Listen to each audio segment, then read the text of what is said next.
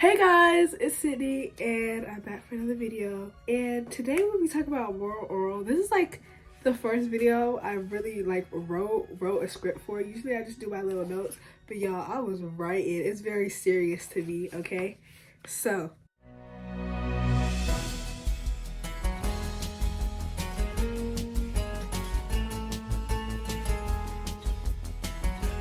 I just want to dive straight in because Moral Orel is a show that I recently binged while I was doing my hair. Moral Orel is a show that aired December 13th, 2005 on Adult Swim. And even the airing of the show had turbulence because they aired the season finale instead of the season premiere because the show was so blasphemous that the FCC, they didn't want any problems with it. So they were like, if we show the most blasphemous episode, which is the final episode, then if they're good with that, we're good with everything else.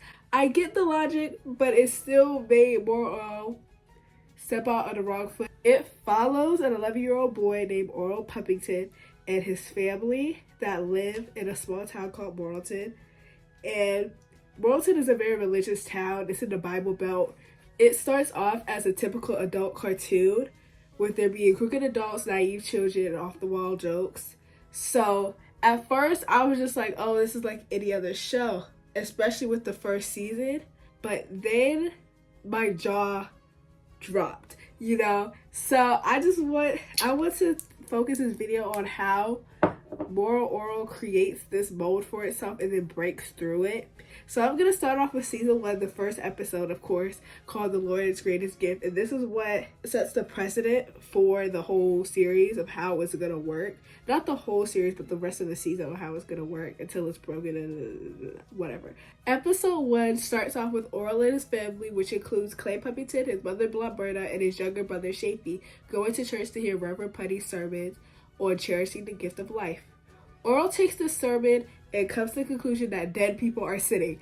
He was talking to his friend Putty, and he walked by the cemetery, and he was like, oh, all these dead people are sinning. And Doey's like, my grandfather isn't sinning. He was like, well, he's not alive. Because he came to this conclusion that dead people are sinning, he and his friend Doey revived Doey's grandfather with a satanic ritual. When he's about to revive Doey's grandfather, he's like, whoa, this coffin stinks, because it's a rotting body. But he thinks, oh, because he's been in these clothes for so long, the clothes are what stinks. So he strips his grandfather and revives him, and then the zombie apocalypse begins. All of these people are getting bit, they're being killed, and Doey and Orel are reviving these people as this is happening. Clay catches Orel and Doey stripping a body, and he's like, okay, you go to my study, which is a recurring theme in this show, is that whenever Orel gets in trouble, his dad tells him to go to the study, and then he lets out this really big gulp. And then when he goes into the study, Orel's father gives him a misguided lecture about how he was wrong for stripping the bodies instead of reviving the bodies. So that's what he focused on. He's like, okay, nobody is scared that their brains may be eaten, but they are scared that the bodies are naked. And then he is told to go give out clothes to these zombies. So now everyone in the town is living with the zombies, and they're just chilling with the zombies. But the episode ends, okay? One of my favorite episodes of season 3 is the next episode I'm talking about, episode 3, Charity. It follows Orel getting his first job because his father's trying to teach him the value of money. Okay, so he gets a job at Mr. Figurelli's corner store. He's working there as a delivery boy. And then he goes to church on Sunday, and Reverend Putty is talking about giving back to people that are in need. So Orel is like, I gotta give back to charity to be a good Christian, okay?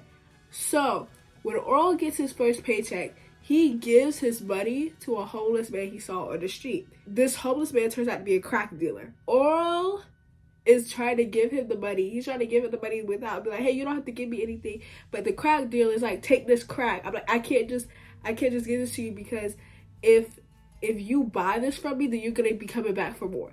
And Orel, being an 11-year-old and not knowing what crack is, he takes it. All right, and he goes home and he smokes the crack. So basically, Orel gets addicted to this crack. He is geeking for real. Okay, being like really violent. He's very fast. He's twitchy. You know, being a crack addict and all that. And so he's working one day, and Mr. Figurelli doesn't give him the amount of money he needs to go buy the crack. So he beats him up and goes to the blood bank and donates blood for some money to go buy some crack, okay? Of course he gets snitched on, right? Clay's father and the policeman find him with the crack dealer. He gets told to go to his father's study. And when Orel was caught buying the crack, he used the words Jonesin, and he said another word I can't think of right now, but it was slang, okay? It was slang, right? And Orel's dad got mad at him because crack is a gateway drug to slang. And this is another example of Clay's father's misguided lectures and how he focuses on things that aren't really important. And also, Clay, why did I say Clay fathers? It's, y'all, please. The next episode I want to talk about is episode 5, which is when one of my favorite characters, Stephanie, is introduced. I love Stephanie because she's like one of the only responsible adults in Morrilton that actually gives Orel good advice and actually takes their time with Orel, because a lot of the time the adults in Morrilton are just trying to get Orel out of their face, and she's like one of the only people that aren't hypocrites, that actually practices what she preaches. It starts off with Reverend Putty's sermon, and it's about the joys of being married and all of that stuff, and how when couples pray together, the prayers are more stronger and more likely be heard by God. And also, Putty talks about how husbands should treat their wives well and how they should cherish them and this and that.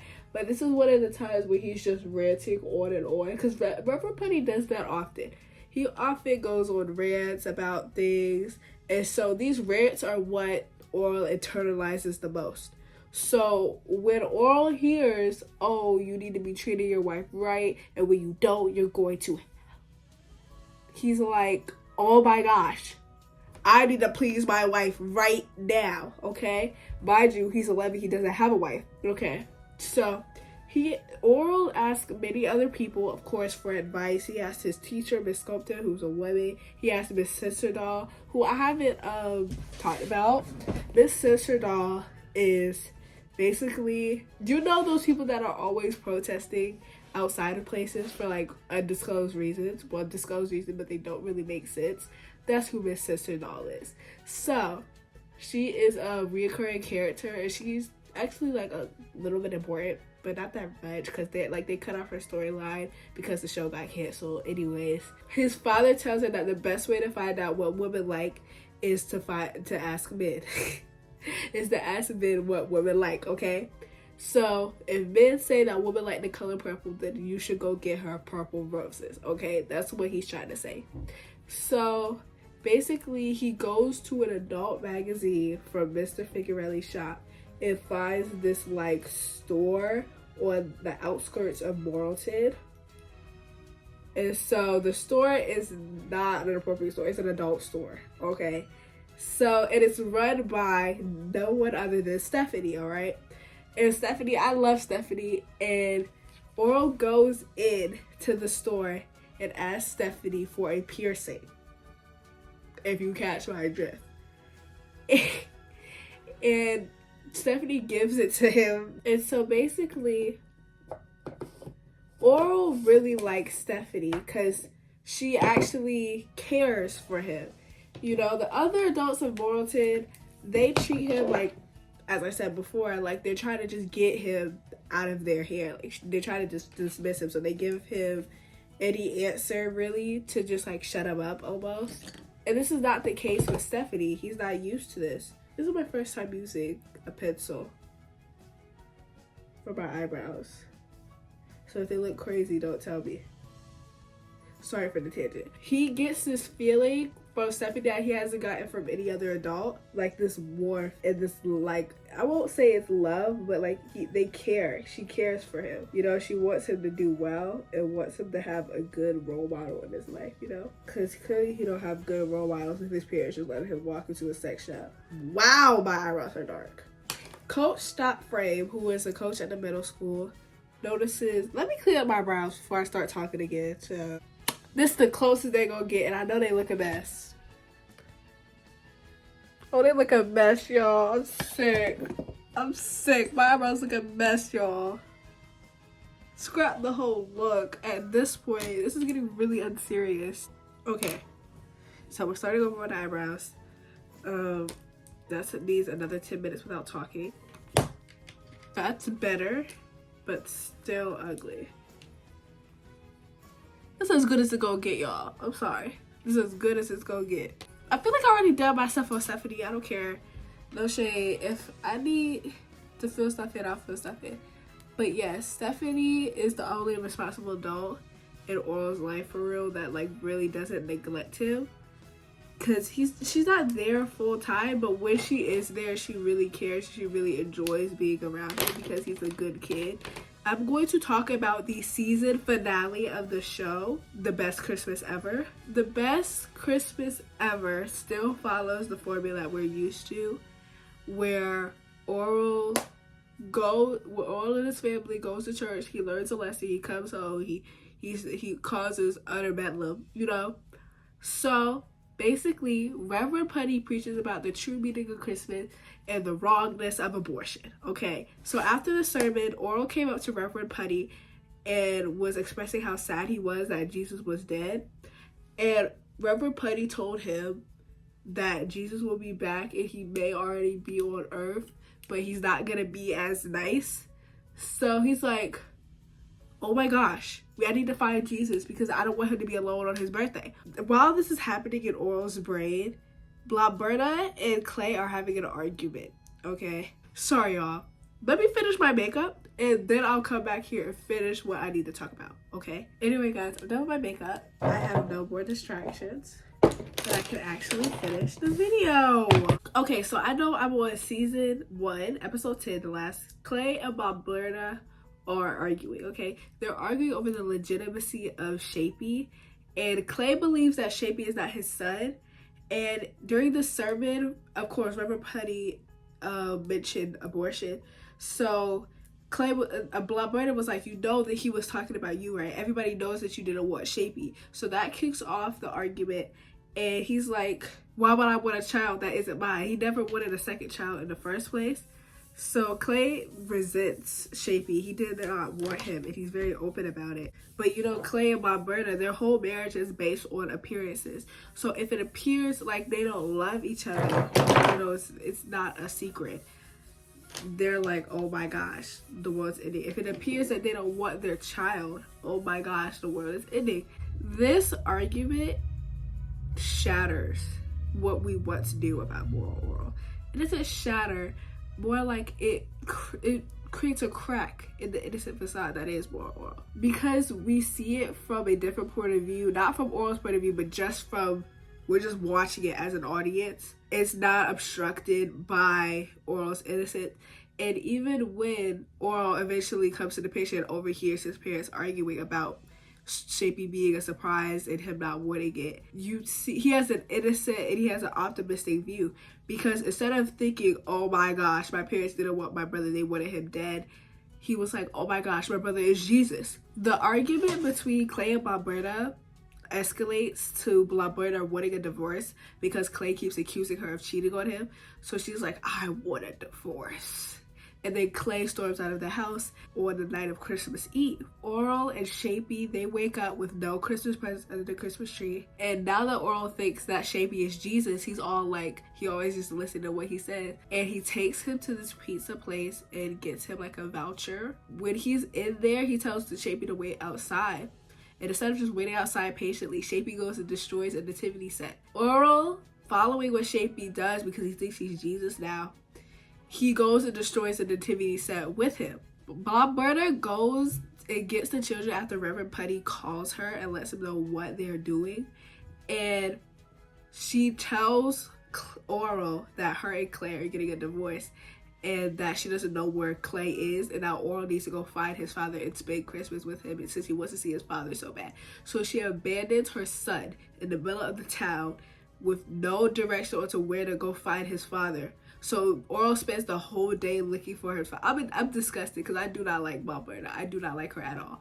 Like, I'm sorry, I don't care how many backstories she gives. I don't care. I don't like her. So I understand, but like, I don't like her, and that, like, she's irredeemable in my eyes. So is Clay. I just want y'all to know, I do not like many of these characters, but Clay is at least funny. Blondedsydney is not funny. Okay. Orel eventually finds his father in a bar called Forgetties with with Coach Stop Frame, and he is consoling him in this sensual manner. And this is where we like really, like, even though it was hinted at throughout the season, this is when you really realize that Coach Stop Frame and Clay are having like this intimate relationship behind closed doors. And so when Orel witnesses this, he prays to God to make this to fix Christmas, because it wasn't the best Christmas ever. And for the last few seconds of the show, it's just Orel looking up and praying, hoping that God will answer his prayers. And it's just silence. It's just birds chirping. It's really sad. And this really breaks you, because it's just like Orel has this unwavering optimism and innocence that just saw stripped away. Like, that's the first time they really show how, like, they show like a little bit of the darkness. You know, of course, Clay's an alcoholic throughout this season. My brother is neglecting her children. So is Clay neglecting her children. All of these people in town are hypocrites, but it's not really shown because Orel isn't really seeing it. Like, Orel sees that his father is drinking a lot, but he doesn't see it as something that's wrong because it hasn't really like affected him in a way where it's wrong yet, you know? So the second season goes back to the formula that we once knew, with the first episode, God's Image, detailing how Orel learns about discrimination. And basically, it's not my favorite episode. I don't really like it. But basically, it shows, like, he sees how the Figurellis are darker than them, because the Figurellis, I believe they're supposed to be Italian. He's like, oh, since you're darker than me, you can't do this. And it was like Jim Crow laws for the Figurellis, but it ended up like helping them because there were only like 4 of them. So they get to like cut lines, they get to live life, and this and that. And so people, like, the children pretended to be Figurellis to get perks and stuff like that. It was like, I didn't like, it was funny, but it wasn't that funny. But the more important aspect that I want to bring up is how they didn't let the fact that Clay and Blondedsydney said they were getting a divorce go unaddressed, because the episode opens up with both Clay and Orel in a Chinese restaurant talking about the future of the family. And so Clay assures Orel that him and his wife are not getting a divorce for appearances, and they don't want to seem like they don't care about their children, even though they don't care about their children. And he says that, he's like, that's a secret that's between us, you know. Orel is now being let in on the fact that Clay does not care about him, even though it's very like obvious that he doesn't really want this life. He doesn't want to live this life. It's like becoming more and more apparent, and it's becoming like actually being said by Clay as he gets drunker and drunker throughout the seasons. Okay, in episode 2, Orel gets a dog named Bartholomew. Okay, and basically it's like illusions that the dog is like Jesus. Basically, he finds this dog named Bartholomew who gives him unconditional love and brings the kids of Morelton much joy. And so the adults of Morelton become jealous that the dog is getting all this attention because it's so like full of joy and happiness and brings nothing but happiness to everybody around him. So they're mad, they're envious of this dog, okay? And so Orel is fearful of the fact that he may love this dog more than he loves Jesus, and you're not supposed to love anything more than you love Jesus, okay? So he tells his friend Dowie this, and Dowie snitches. Doey is a snitch, bro. He just wants adult approval so bad. You will understand why.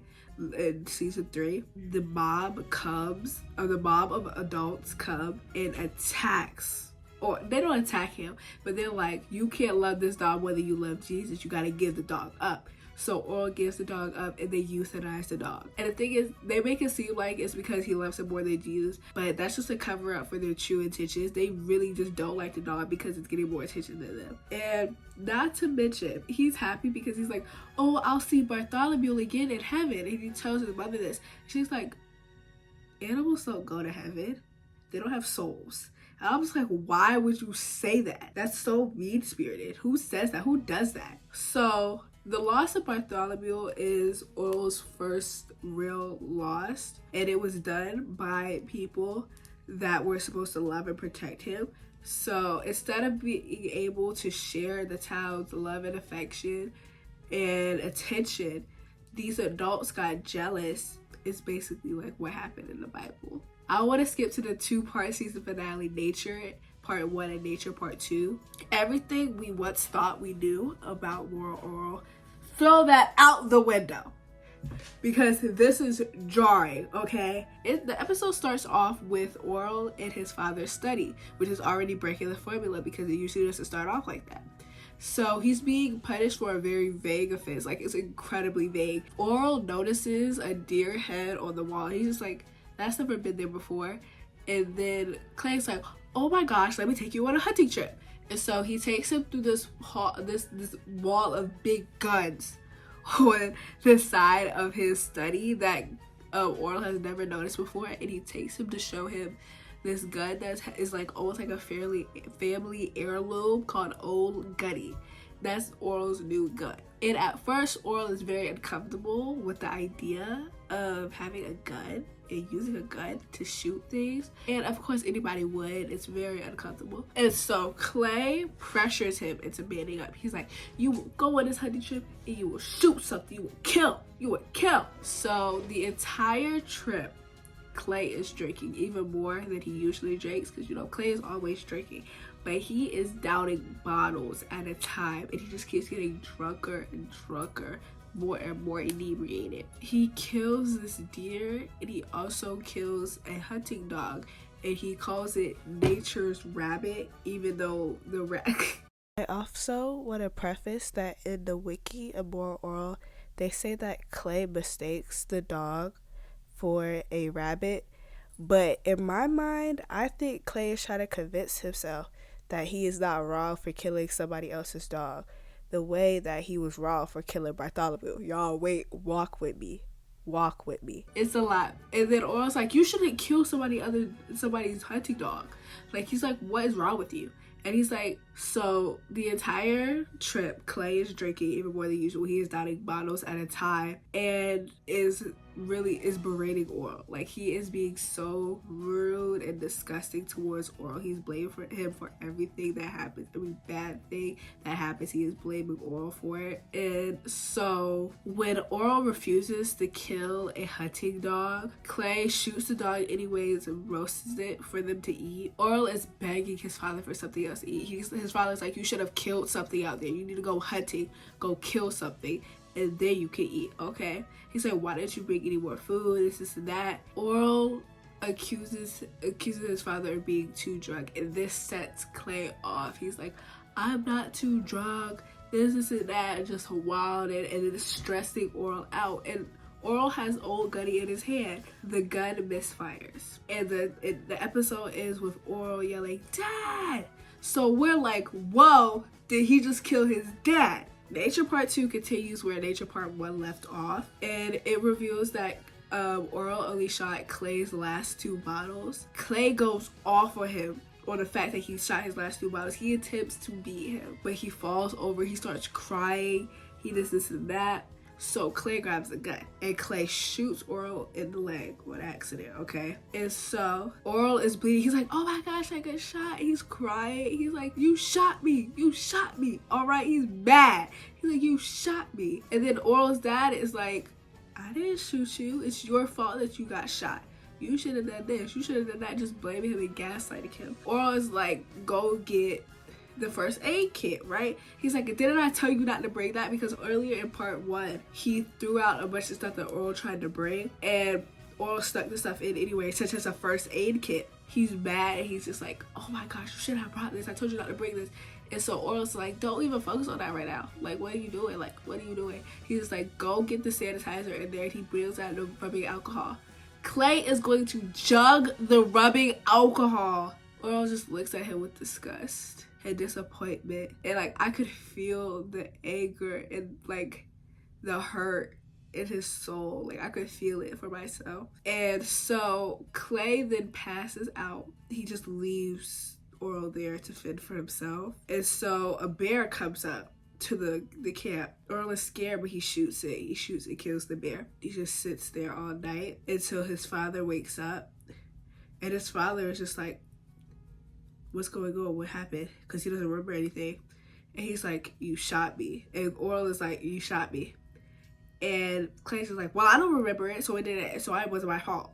It wasn't my fault because I don't remember it. And he's like, did you kill this bear? Make me proud to say that you killed this bear. And Orel's just like, no, I didn't. Because he doesn't want to make his father proud. His father's word means nothing to him now. And he says that, oh, you killed the bear, this and that. And he comes home and he asks his mother, why did you marry Clay? And she responds with, why not? And then Orel further asks, what do you mean by that? He becomes different when he drinks. And then my mother is like, he doesn't become different when he drinks. That's how he really is. I feel like I need to make a separate episode for season 3 alone, okay? Because there is so much in season 3. I don't want to make this video so long because I've been recording for like an hour.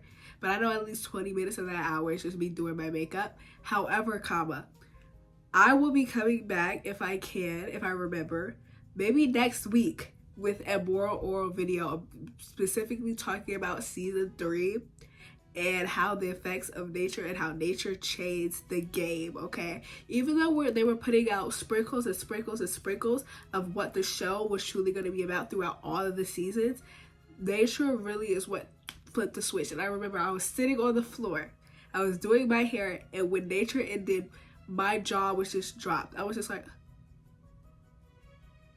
I was literally just like that. Like, I could not think. I was just so surprised. Anyway, guys, if you like this video, please like the video. Please subscribe. Follow me on all my social medias. Instagram and letterboxd, both blondedsydney.